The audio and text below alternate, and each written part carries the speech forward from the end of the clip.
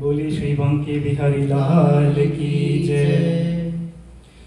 प्रपन्न पारिजाता ये तोत्र वैत्रेक पाणिये, ज्ञान मुद्राय कृष्णाय गीतामृते नमो नमः।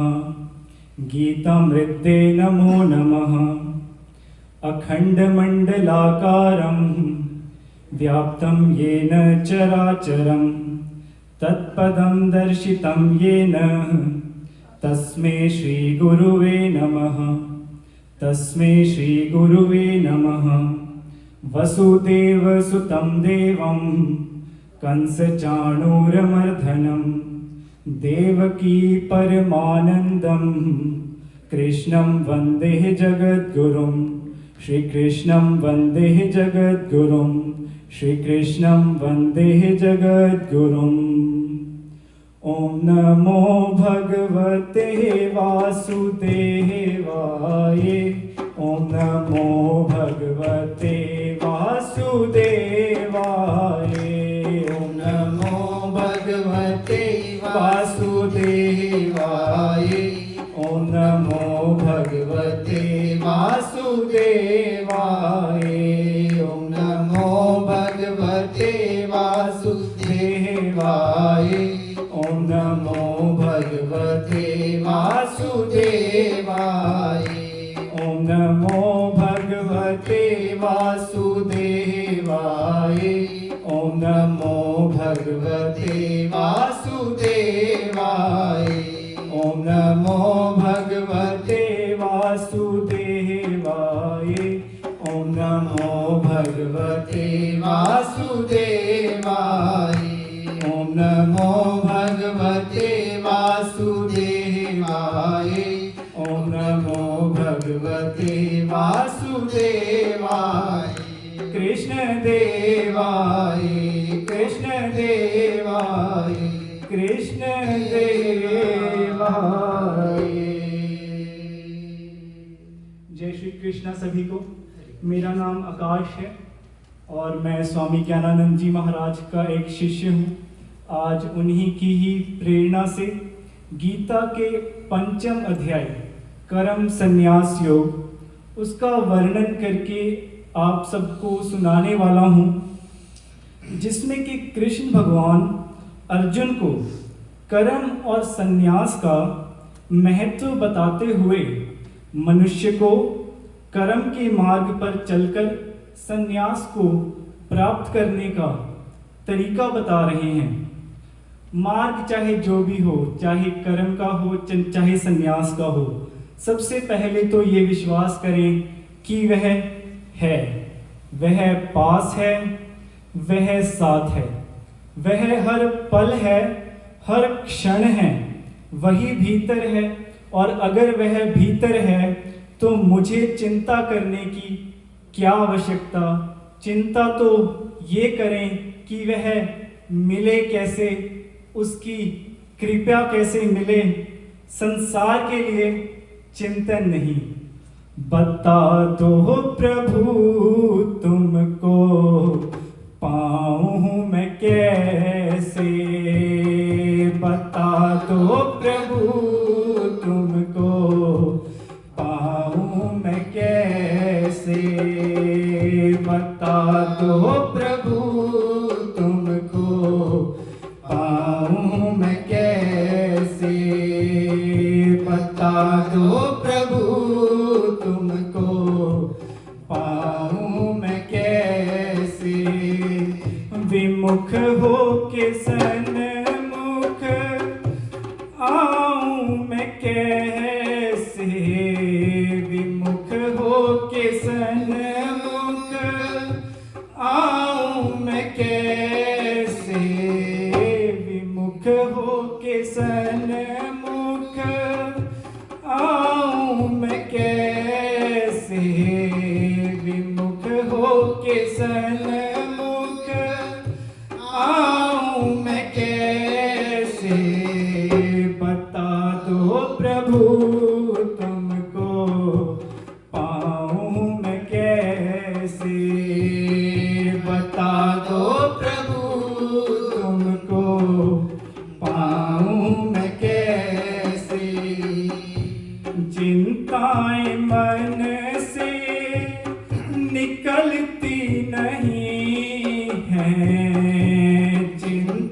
चिंताएं मन से निकलती नहीं है, चिंताएं मन से निकलती नहीं है, चिंताएं मन से निकलती नहीं है।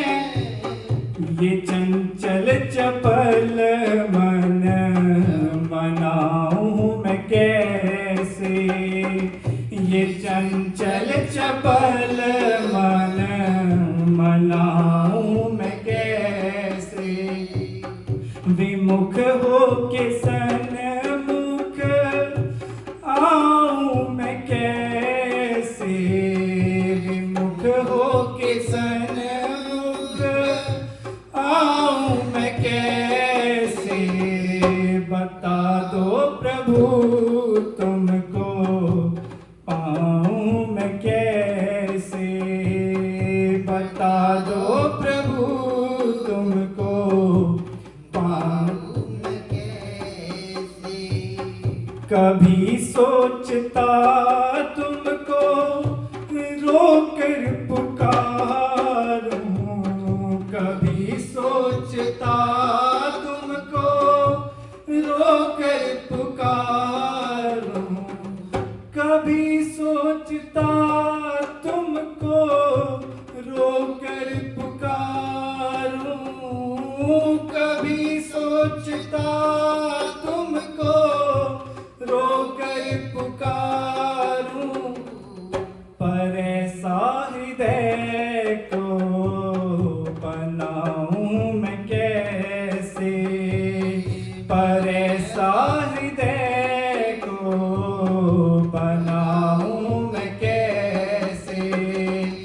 विमुख हो के सन्मुख आऊं मैं कैसे, विमुख हो के सन्मुख आऊं मैं कैसे। बता दो प्रभु तुमको पाऊं मैं कैसे, बता दो प्रभु तुमको पाऊं मैं कैसे। सदा मोह माया में भूला रहा मैं, सदा मोह माया में भूला रहा मैं, सदा मोह माया में भटका रहा मैं, सदा मोह माया में भटका रहा मैं।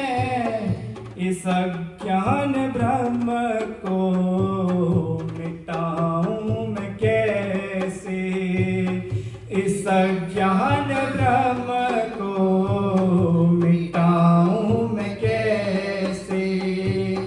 विमुख हो के सन्मुख आऊं मैं कैसे, विमुख हो के सन्मुख आऊं मैं कैसे। बता दो प्रभु तुमको पाऊं मैं कैसे, बता दो प्रभु तुझको पाऊं मैं कैसे। जहाँ ज्ञान आलो होता प्रकाशित, जहाँ ज्ञान आलो होता प्रकाशित, जहाँ ज्ञान आलो होता प्रकाशित, जहाँ ज्ञान आलो होता प्रकाशित। वहाँ अपने आप को ले जाऊं मैं कैसे, वहाँ अपने आप को ले जाऊं मैं कैसे। विमुख हो के सन्मुख आऊं मैं कैसे, विमुख हो सन्मुख आऊं मैं कैसे, बता दो प्रभु तुमको पाऊं मैं कैसे, बता दो प्रभु तुमको पाऊं मैं कैसे। राधे राधे गोविंद गोविंद राधे, राधे राधे गोविंद गोविंद राधे, गोविंद राधे गोपाल राधे, गोविंद राधे गोपाल राधे, राधे राधे गोविंद गोविंद राधे, राधे राधे गोविंद गोविंद राधे, राधे राधे गोविंद गोविंद राधे, राधे राधे गोविंद गोविंद राधे। आइए शुरुआत करते हैं गीता के 5वें अध्याय कर्म संन्यास योग के प्रथम श्लोक से। अर्जुन उवाच संन्यासं कर्मणां कृष्ण पुनर्योगं चैशंससि यच्च श्रेयेतयोरेकं तन्मे ब्रूहि सुनिश्चितम्। इस श्लोक में अर्जुन कृष्ण भगवान से प्रश्न कर रहे हैं कि हे कृष्ण, आपने मुझे सांख्य और कर्म दोनों मार्गों का विस्तार से महत्वपूर्ण बताया। कृपया करके मेरे लिए कौन सा मार्ग, कर्म का मार्ग या संन्यास का मार्ग ज्यादा लाभदायक है, कृपया करके आप मुझे बताएं। तो भगवान कहते हैं, श्री भगवान उवाच संन्यासः कर्मयोगश्च नित्यश्रेयसकरावुभौ त्योस्तु कर्म संन्यासत् कर्मयोगो विशिष्यते। बाकी के सभी अध्यायों में जब अर्जुन ने कृष्ण भगवान से प्रश्न किया तो कृष्ण ने हर प्रश्न का उत्तर देने से पहले अर्जुन को उस प्रश्न के सभी पहलुओं से अवगत करवाया। लेकिन इस प्रश्न का भगवान ने उत्तर बिना किसी उदाहरण के दिया और कहा, अर्जुन, चाहे वह कर्म संन्यास का मार्ग हो चाहे कर्म योग का, दोनों ही मार्ग मनुष्य को परम पद की तरफ लेकर जाने वाले हैं। लेकिन फिर भी अगर दोनों में से किसी एक को चुनना हो तो कर्म योग का मार्ग ज्यादा बेहतर है। जेयसे नित्य सन्यासी यो न द्वेषति न कांक्षति निर्द्वंदो हि महाबाहो सुखम बंधात् प्रमुच्यते।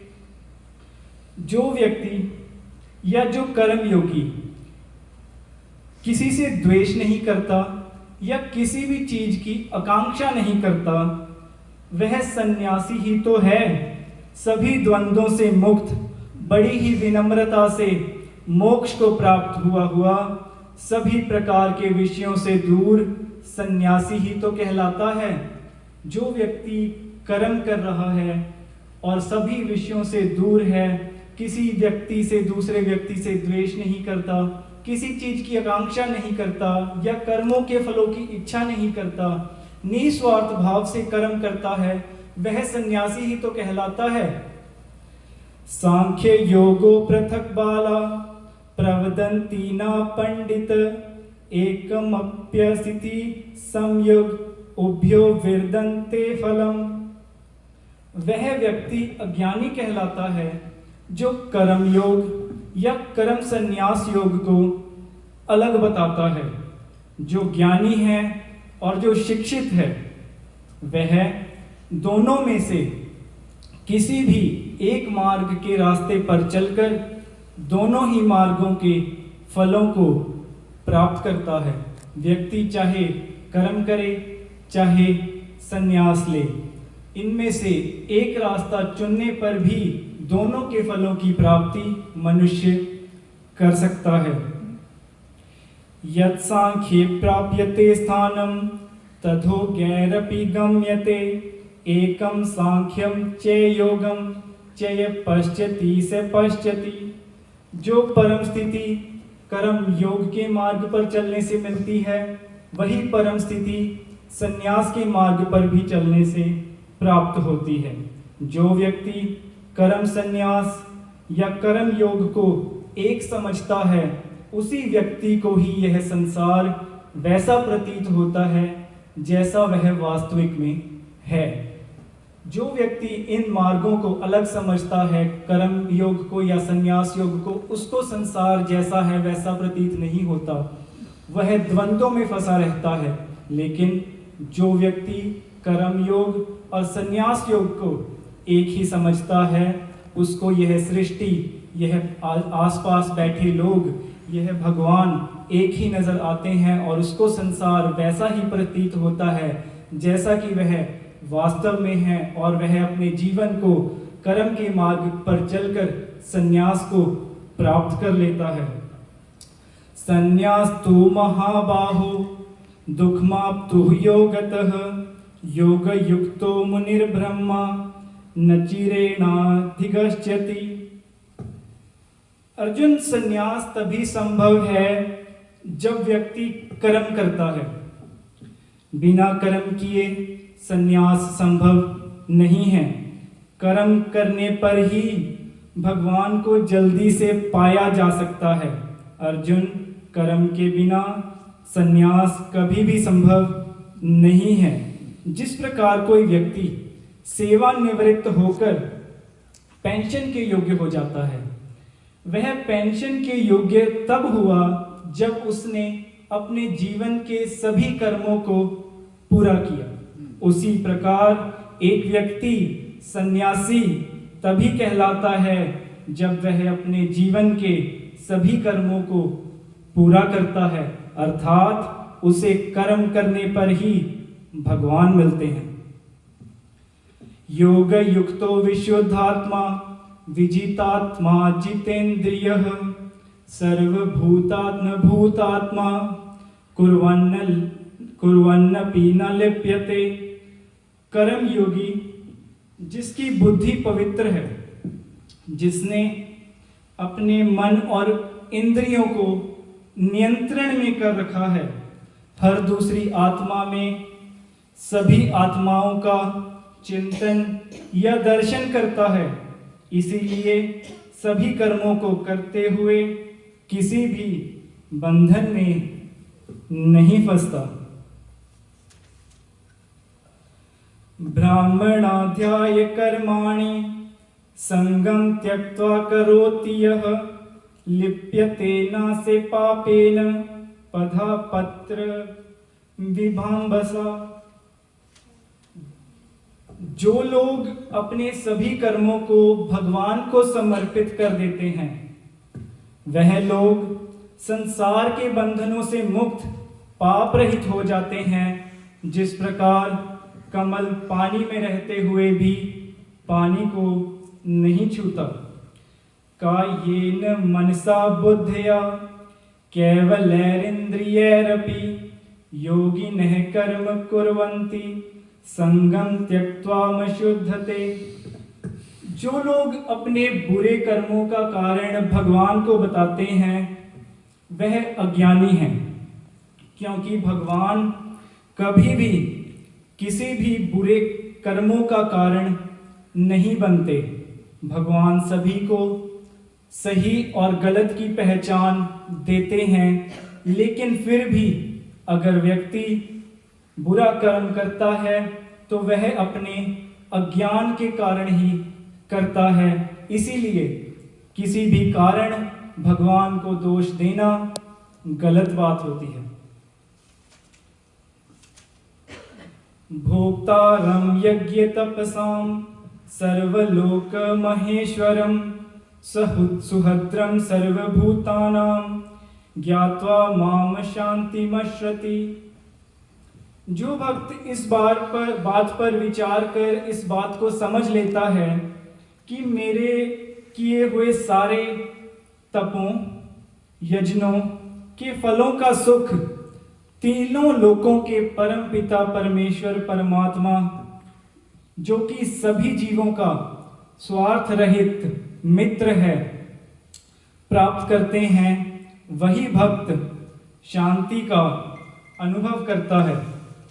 एक बहुत ही सुंदर कहानी किसी ने कही है, जो कि कर्म पर एक प्रेरणादायक कहानी है, जिसका नाम है घाटी की गूंज। एक छोटे से गांव में एक लड़का रहता था अपने पिता के साथ। उस गांव के चारों तरफ बहुत सारे ऊंचे ऊंचे पहाड़ थे। एक दिन किसी बात पर अपने पिता से गुस्सा हो वह घर से निकल गया और पहाड़ों की ओर चला गया। एक स्थान पर जाकर उसे बहुत ही ज्यादा गुस्सा आया। उसने पहाड़ों की तरफ अपना चेहरा करते हुए, आवाज करते हुए कहा, मैं तुमसे नफरत करता हूं। उसी वक्त पहाड़ में से आवाज आती है, मैं तुमसे नफरत करता हूं। लड़का डर गया। लड़का डरकर अपने घर वापस गया। जब वह घर गया तो उसने अपने पिताजी को बताया कि कोई आदमी है पहाड़ों में, वह मुझसे नफरत करता है। तो उसके पिताजी मुस्कुरा दिए और उससे कहा कि बेटा, कल तुम्हें मेरे साथ चलना होगा उसी स्थान पर जहां पर तुमने यह जाकर आवाज लगाई थी कि मैं तुमसे नफरत करता हूं। अगले दिन सुबह उठकर पिताजी अपने बेटे को उसी पहाड़ की चोटी पर, उसी स्थान पर लेकर चले जाते हैं और उसको कहते हैं कि बेटा, यहां पर आवाज लगाओ, मैं तुमसे प्यार करता हूं। तो बेटा आवाज लगाता है कि मैं तुमसे प्यार करता हूं। तो उसी वक्त ही पहाड़ों से दोबारा से गूंज आती है कि मैं तुमसे प्यार करता हूं। तो ये बहुत ही एक कर्म पर प्रेरणादायक कहानी है। तब पिताजी ने कहा, बेटा, वहां पर कोई दूसरा व्यक्ति नहीं है, वह केवल तुम्हारी अपनी ही आवाज की गूंज है। जीवन भी बिल्कुल ऐसा ही है, जैसा हम संसार को देते हैं वैसा ही किसी ना किसी रूप में हमारे पास लौट कर आता है। यदि हम प्रेम देंगे तो प्रेम मिलेगा, यदि हम दया करेंगे तो दया मिलेगी, यदि हम क्रोध, ईर्ष्या और कटु वचन देंगे तो वही हमारे जीवन में वापस आएंगे। यही कर्म का सिद्धांत है। उन्होंने आगे कहा, हमारा हर विचार, हर शब्द, हर कर्म एक बीज की तरह है। समय आने पर वही बीज फल बनकर हमारे सामने आता है। इसीलिए हमेशा अच्छे कर्म करें, मधुर वाणी बोलें और दूसरों के साथ करुणा का व्यवहार करें। उस दिन लड़के को समझ आ गया कि मैं अब हर परिस्थिति को नियंत्रित नहीं कर सकता, लेकिन अपने कर्मों को हमेशा नियंत्रित कर सकता हूँ। उस दिन के बाद उसने निश्चय किया कि वह सदैव अच्छे कर्म करेगा, सत्य बोलेगा और दूसरों की सहायता करेगा और हर कार्य ईश्वर को समर्पित भाव से करेगा। श्रीमद् भगवत गीता भी यही सिखाती है कि हमारे कर्म ही हमारे भविष्य का निर्माण करते हैं। भगवान कृष्ण कहते हैं कि हमारा अधिकार केवल कर्म करने में है, फल पर नहीं। इसलिए फल की चिंता छोड़कर सदैव श्रेष्ठ कर्म करते रहना ही सच्चा कर्म योग है।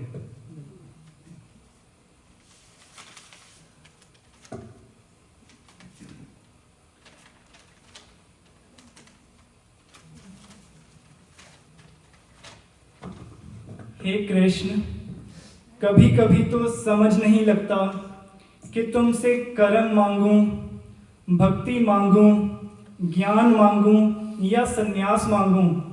तुम तो सब कुछ ही प्रदान करने वाले हो।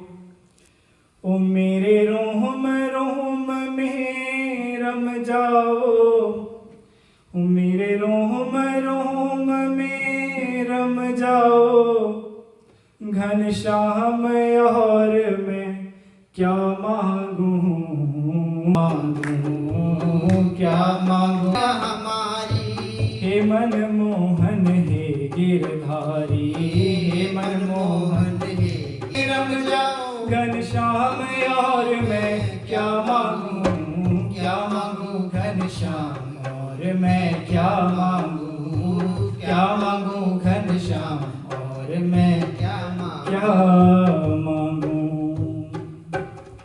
तो आज के कर्म संन्यास योग पर इतना ही। और एक बार मैं आपको संक्षिप्त में जितना मैंने आज तक आपको कथाएं सुनाई है थोड़ा सा उसका वर्णन करके सुना देता हूँ। तो पहले अध्याय में हमने सबसे पहले श्लोक में जाना कि धृतराष्ट्र जो है वह जानना चाहता है कि युद्ध भूमि में क्या हो रहा है। हमारा मन भी धृतराष्ट्र की ही तरह भटकता रहता है कि इधर क्या हो रहा है, उधर क्या हो रहा है। धृतराष्ट्र अपने वास्तविक क्षण में नहीं है, वह बैठा कहीं और है और जानना चाहता है कि कहीं और क्या हो रहा है। हम भी अगर बैठे कथा में हैं लेकिन हमारा मन कहीं और विषयों में है तो हमारा मन भटका हुआ है, और भटके हुए मन का केवल एक ही समाधान है और वो है कृष्ण नाम। दूसरा गीता का श्लोक हमें सिखाता है कि हमें अच्छे लोगों का, भक्तों का संग करना है अपने जीवन में, ताकि कोई भी बुरी शक्ति, आसुरी शक्ति के लोग हमारे निकट ना आन पाए। तीसरा श्लोक हमें सिखाता है, और चौथा, पांचवा, छठा श्लोक कि वहां पे बहुत सारे ऐसे योद्धा हैं जो कि अपनी जान गंवाने के लिए तैयार खड़े हुए हैं। हम भी काफी बार कथा में यह सोचकर नहीं जाते कि हमें मिलेगा क्या, राइट। तो जब हम कथा में नहीं आते और हम सोच के बैठ जाते हैं कि वहां तो हमें कुछ नहीं मिले, तो इनको क्या मिलना था जो योद्धा यहाँ पर अपनी जान गंवाने के लिए खड़े हैं और युद्ध के अपने धर्म के लिए खड़े हैं। तो यहाँ से हमें यह सीखने को मिलता है कि अगर धर्म के लिए कुछ भी करने का मौका मिले तो उसको मजबूरी नहीं बल्कि अपना कर्तव्य कर्म समझते हुए पूरा करें और धर्म के मार्ग पर ही आगे बढ़ें। आगे के श्लोक हमें सिखाते हैं कि जो दुर्योधन है वह संतुष्ट नहीं है। उसने पहले पांडवों का सब कुछ छीना, फिर संसार का सब कुछ छीना, और फिर भगवान का भी सब कुछ छीन लिया। उसके बाद भी उसको संतुष्टि नहीं मिली। संतुष्टि जीवन में होना बहुत ही ज्यादा जरूरी है, और यह इस बात का साक्षात प्रमाण है। अर्जुन ने अपना सब कुछ त्याग दिया। अर्जुन कहता है कि उसको कहीं का भी राज्य नहीं चाहिए। हम तो दूसरे का तो त्याग ही देते हैं, लेकिन यहाँ पर अर्जुन से सीखने को मिलता है कि उसने अपना भी सब कुछ त्याग दिया और उसने केवल एक कृष्ण भगवान को मांगा। और जहां तक मुझे लगता है कि गीता अर्जुन को सुनाने का कारण यही था कि अर्जुन ने सब कुछ त्याग कर कृष्ण भगवान को मांगा। ऐसे ही जब अर्जुन शोक में जाता है वह इसलिए जाता है क्योंकि उसने अपने रिश्तेदारों को, अपने भाइयों को अपने सामने खड़ा हुआ देख लिया। जब भी कोई व्यक्ति अपने किसी को गलत कर्म करते हुए देखता है तो उसे बहुत बुरा लगता है। अगर कोई हमारा दूसरा हमारे रिलेशन में नहीं है तो हमें शायद इतना बुरा नहीं लगेगा, हमारा हृदय इतना दुखित नहीं होगा। लेकिन जब कोई अपना गलत काम करता है तो इंसान का हृदय बहुत ही ज्यादा दुखी होता है। और यही अर्जुन की महाभारत के युद्ध में स्थिति थी। जब उसने देखा कि उसके अपने ही जो है उसके दुश्मन बने खड़े हैं तो वह शोक में चला गया। जब भी हमें कोई दूसरा व्यक्ति मिलता है हमें अपने रिश्ते याद आ जाते हैं। हम उन्हें अपने रिश्ते याद करवाने लगते हैं, जी ये हमारे भाई हैं, ये हमारे मित्र हैं, सखा हैं, बेटा है। हम उस वक्त भगवान को भूल जाते हैं। हम कभी भी ये नहीं कहते हमारे कृष्ण हैं, हमारे भगवान हैं। एक बार हो गया, ठीक है, हाँ हमारे ऐसे लगते हैं, लेकिन हम अपने बार बार दिमाग में अपने रिश्तों का चिंतन करने लगते हैं। यही कारण है कि हम शोक में, मोह में, डिप्रेशन में जाते हैं। अगली बार किसी से मिले तो जय श्री कृष्णा, जय श्री राधे के साथ मिलें, ना कि अपने रिश्तों के साथ, क्योंकि रिश्तों के साथ मिलेंगे तो उसके लिए कई बार सबूत चाहिए होता है। लेकिन भगवान के साथ रिश्तों के लिए सबूत की कोई आवश्यकता नहीं, उसका हमारे पास साक्षात प्रमाण है।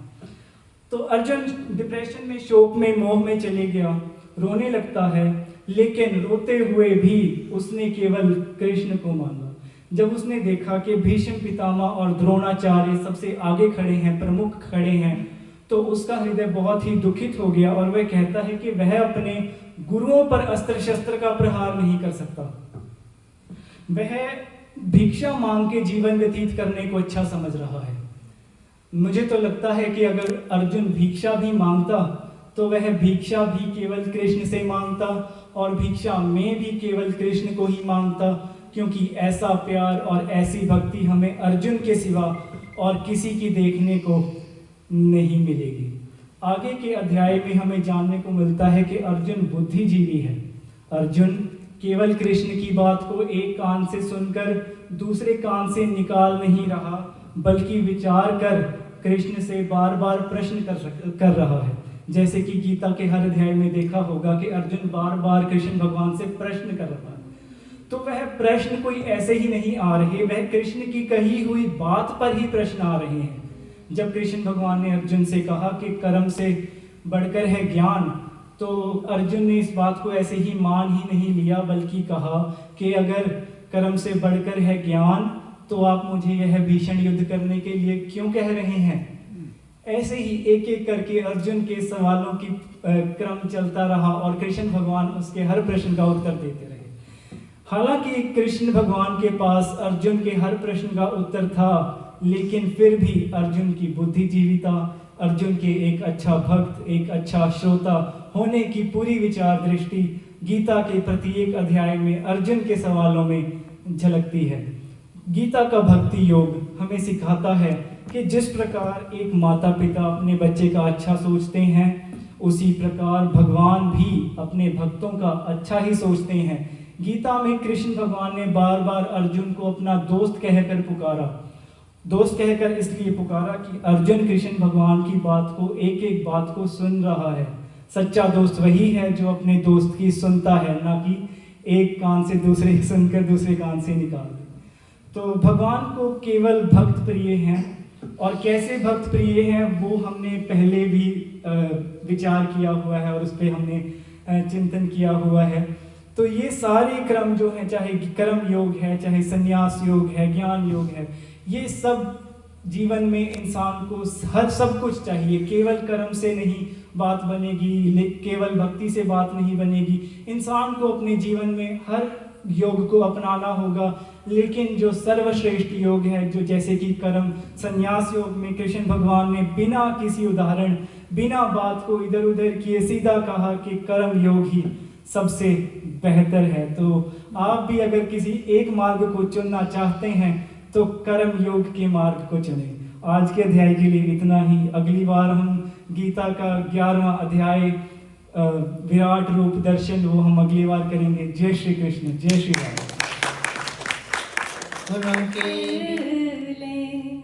क्या क्या कमाया हमने, आओ हिसाब कर ले। क्या क्या कमाया हमने, आओ हिसाब कर ले। कितनी किताबें पढ़ ली, खुद की किताब पढ़ ले। आज तक जितनी भी किताबें पढ़ी है ना, आज हम अपने खुद की, अंतःकरण की, अपने मन की किताब को पढ़ते हैं। कितनी किताबें पढ़ ली, खुद की किताब पढ़ ले। क्या क्या कमाया हमने, आओ हिसाब कर ले। सभी तैयार है ना हिसाब करने के लिए? आज आओ हिसाब कर ले। क्या क्या कमाया हमने, आओ हिसाब कर ले। जब ऊपर जाएंगे तो पहला प्रश्न क्या होगा भगवान का?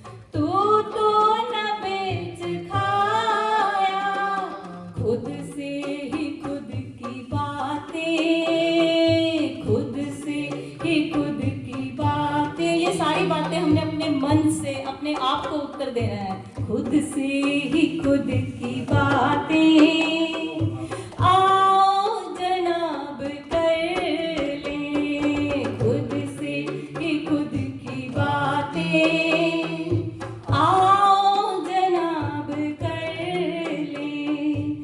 क्या क्या कमाया हमने आओ हिसाब कर लें, क्या क्या कमाया हमने आओ हिसाब कर ले। अब दूसरा प्रश्न पूछ रहे हैं प्रभु, तुमने कभी किसी की आंखों के अश्क पोंछे, तुमने कभी किसी के आंखों के अश्क पोंछे, अपने कसूर तुमने क्या कभी किसी पे थोपे।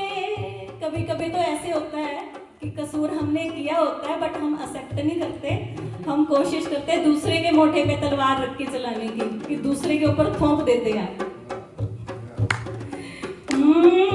तुमने कभी किसी के आंखों के अश्क पोंछे, तुमने कभी किसी के आंखों के अश्क पोंछे, अपने कसूर तुमने क्या कभी किसी पे थोपे, अपने कसूर तुमने क्या कभी किसी पे थोपे। जो जो किया जगत में, जो किया जगत में आओ कबूल कर ले। आज कबूल कर लेते हैं भगवान जी से। जो किया जगत में आओ कबूल कर ले। कितनी किताबें पढ़ ली, खुद की किताब पढ़ ले, कितनी किताबें पढ़ ली, खुद की किताबें पढ़ ले। क्या क्या कमाया हमने आओ हिसाब कर लें, क्या क्या कमाया हमने आओ हिसाब कर लें। पर प्रभु कहते हैं कोई बात नहीं, डोंट वरी, बोल हरि। तो सभी बोले हरि हरि बोल। बीता समय ना लौटे, अब तो जो हो गया सो हो गया। बीता समय ना लौटे, आगे की तो फिकर कर। बीता समय ना लौटे, आगे की तो फिकर कर।